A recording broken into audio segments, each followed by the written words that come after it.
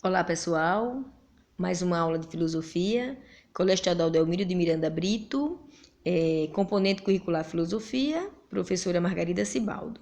O tema de hoje é criticismo, não é? Immanuel Kant. Vamos lá.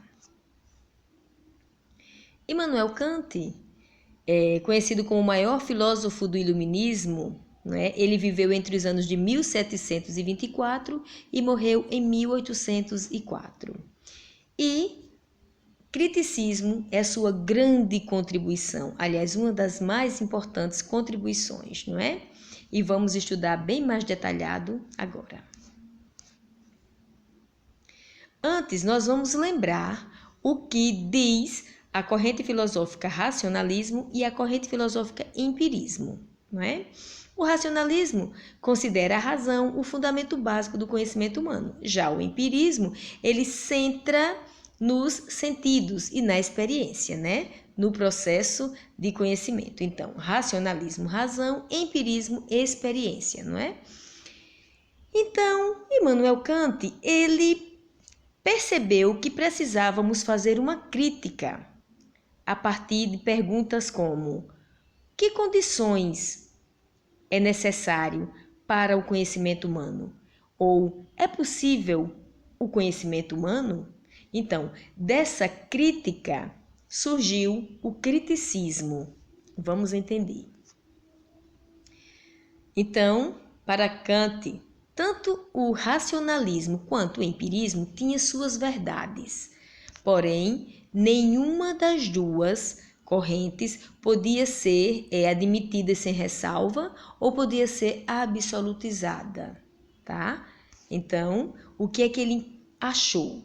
Ele achou que era necessário fazer a conciliação, uma síntese transcendente entre as duas teorias, ou seja, pegar o que é de verdade, o que é verdadeiro no racionalismo, segundo ele, e o que é verdadeiro e importante no empirismo, para Kant. Juntar esses elementos numa síntese transcendente. E o que é isso? É uma síntese que vai além, não é? Que vai além do que só o racionalismo iria ou só o empirismo iria. Então, surge aí o criticismo.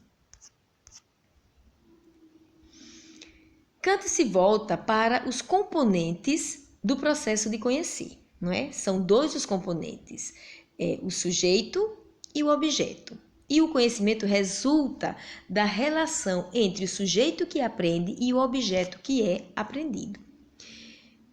Para Kant, esse objeto ele tem uma especificidade, ele tem um lado que ele nomeou de númeno. Ele diz que esse númeno é a coisa em si, a existência é a essência, tá? A essência da coisa.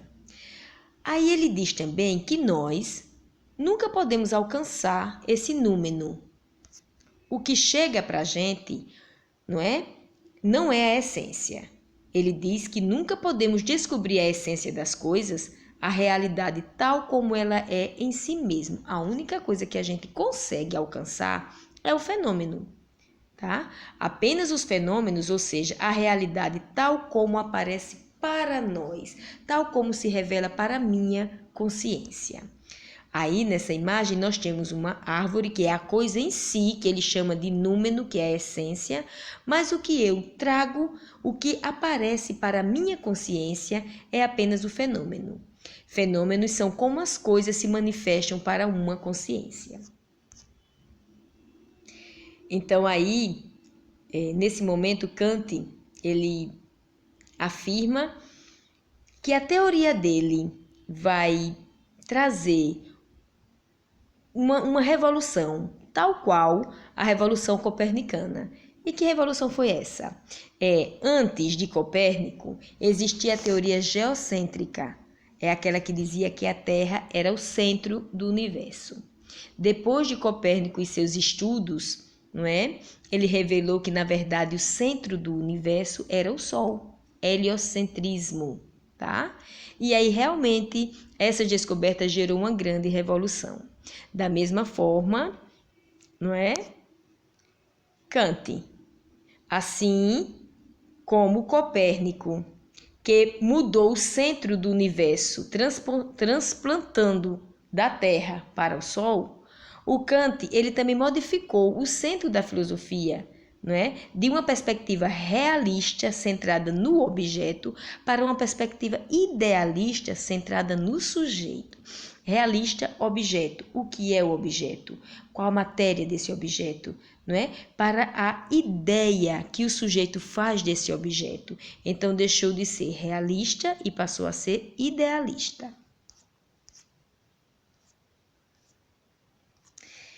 Faculdades ou capacidades básicas do conhecimento humano. Para Kant, essas faculdades, essas capacidades que são necessárias para o homem conhecer, uma é o entendimento, a outra a sensibilidade. O entendimento é basicamente a razão, tá? Então, isso nos lembra o racionalismo. A sensibilidade é basicamente os sentidos, o que nos lembra experiência, o que nos lembra empirismo. Então, vocês estão vendo que essas duas capacidades de conhecer que Kant apresenta, nelas estão contidas as correntes filosóficas empirismo e racionalismo. Ele não desprezou nenhuma delas. Aí ele diz que a razão, ela é o conhecimento a priori, ou seja, o conhecimento antes da experiência, é aquele conhecimento que a gente alcança somente com a razão. E a sensibilidade, ela é o conhecimento a posteriori, ela nos revela o conhecimento a posteriori, ou seja, aquele conhecimento baseado na experimentação, tá? Então, vejam aí, razão e experimentação.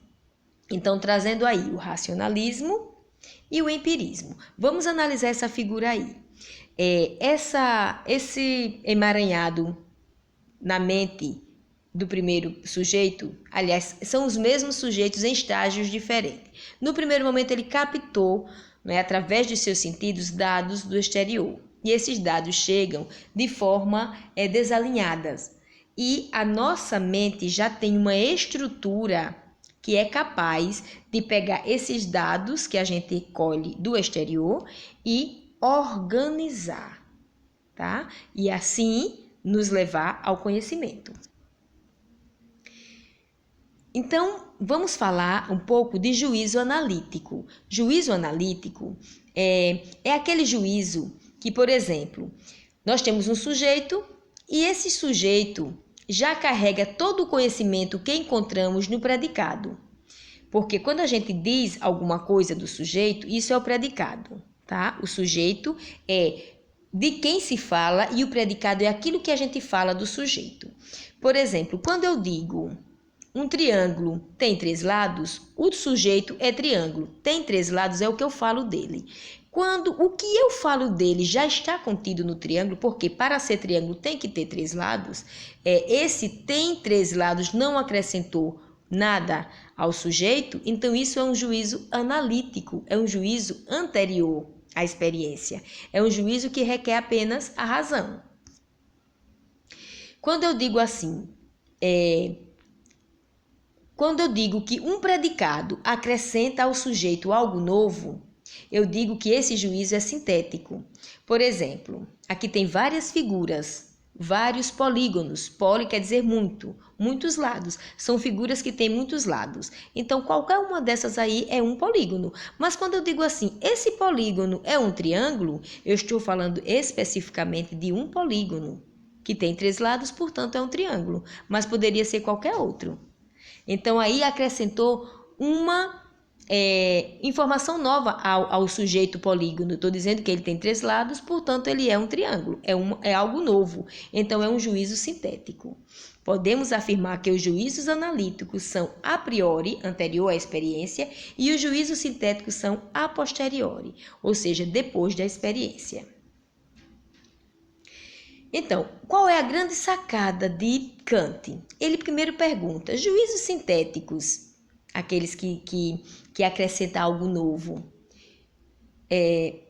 podem ser a priori, ou seja, pode surgir antes da experiência, um juízo que acrescenta algo novo pode surgir antes da experiência? Sua proposta é formular um tipo de juízo que seja capaz de expandir o conhecimento e que seja universalizável ou generalizável e não ligado a casos isolados. Por exemplo, se eu pegar um objeto que está na minha mão, se eu soltar, ele logicamente vai cair, não é? Eu já sei disso. Por isso eu seguro o objeto e não deixo cair, porque eu sei que ele vai cair. Não quer dizer que eu deixei todos os objetos caírem para eu chegar a essa conclusão. Minha mente já sabe que isso é uma reação normal do fato de eu deixar o objeto cair. A minha mente já trabalha com essa ideia, ela já tem isso na minha ideia. Então, todas as vezes que eu me coloco numa situação em que um objeto está prestes a cair, eu simplesmente já sabendo, na minha mente já tem, na estrutura da minha mente já tem esse conhecimento, eu automaticamente faço tudo para impedir que o objeto caia, né? Então, o juízo sintético a priori, ou seja, o juízo que requer experiência, mas antes da experiência, é exatamente esse tipo de conhecimento, onde, observando um elemento X, podemos fazer algo a respeito de um elemento Y, podemos afirmar algo a respeito de um elemento Y, mesmo só tendo a experiência do elemento X. Eu vi várias vezes um copo cair. Se de repente um prato estiver prestes a cair, eu vou saber que vai acontecer a mesma coisa. Se ele ficar solto, se ele for empurrado, ele vai cair, não é? Então, eu vou chegar a essa conclusão mesmo só tendo observado os copos caírem e não os pratos, não é? Foi uma situação em que eu generalizei, em que eu universalizei a informação. Então, Kant trabalha com 3 tipos de juízo. O juízo a priori, aliás, analítico a priori, não é? Aquele analítico que não acrescenta algo novo ao sujeito e é anterior à experiência. O juízo sintético a posteriori é aquele que acrescenta algo novo e que eu detecto isso depois da experiência. E o sintético a priori. Vamos ver como seria. O analítico a priori. O predicado está implícito no sujeito, apenas desdobram o já conhecido, dotados de necessidade e universalidade. Quando eu digo assim, a esfera é redonda. O fato de ser esfera já traz em si a especificidade de ser redonda. O efeito tem causa, não é? Todo efeito surge porque algo causou isso, né? Então, são questões que por apresentar-se, já traz em si a sua especificidade. Quando eu digo assim, sintético a posteriori, ou seja, o predicado não está contido no sujeito, é preciso uma experimentação para comprovar. Representam adição ao já conhecido, ou seja, traz uma informação nova. Sua marca é a contingência e a particularidade, ou seja, pode ocorrer com esse sujeito ou não. A Terra é redonda, poderia não ser. Marte tem água, poderia não ter, não é? Então, sintético a priori são dotados de necessidades e universalidades a priori, ou seja, já são, a minha mente já tem na minha estrutura mental, já tenho essas informações, não é? Então, ampliam o já conhecimento, aliás, o já conhecido com novas relações sintéticas. Quando eu digo assim, toda mudança tem causa, não é? Eu estou vendo uma mudança, eu percebo que aquela mudança é um efeito de uma causa.